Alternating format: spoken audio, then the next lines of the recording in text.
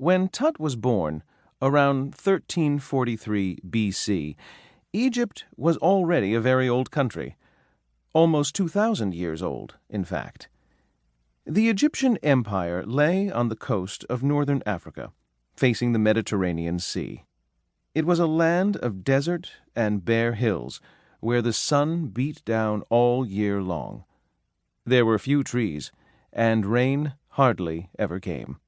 But the Nile River, which runs north and south, split the country in two.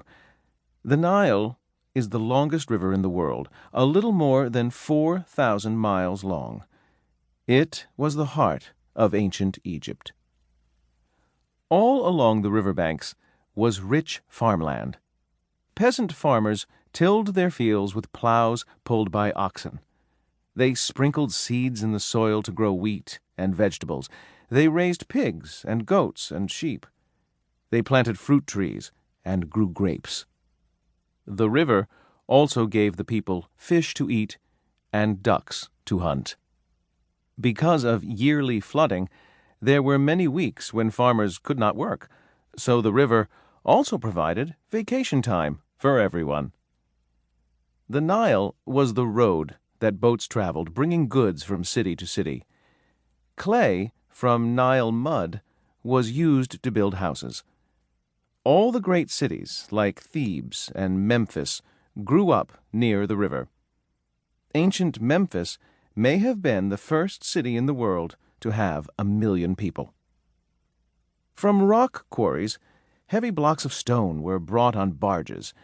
They were used to build great temples and statues, some of which are still standing today.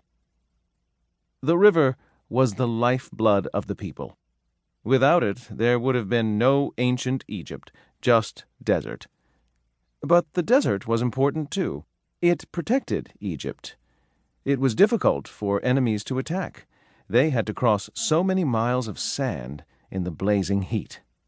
At one time, the empire stretched from present-day Egypt south to what is now Ethiopia, east into the Sinai Peninsula, and north to what is now Lebanon and Turkey. From these other lands came ivory, furs, gold, cedar wood, and other riches. But even as the empire grew and grew, the Egyptian way of life stayed pretty much the same. The Egyptians did not take up the customs or arts of other people. Over thousands of years, what they believed in did not change a lot either. For instance, their ruler was the pharaoh. The word originally meant the great house, where the king lived. As time went on, it came to mean the king himself. But the pharaoh was far more than a king. The pharaoh was also the highest priest and judge. He was considered a son of the gods. After his death, he became a god, too. His people worshipped him. No one knows the exact day in 1343 B.C. when Tut was born. Who were his parents? Even that is not known for sure. His father was most probably Pharaoh Amenhotep IV. The pharaoh had many wives. Tut's mother may have been one of Amenhotep's less important wives. By the time Tut was 10, he was already married. His wife was one of the pharaoh's daughters. Her name was Ankhesenamun. By this time, Tut's father had died.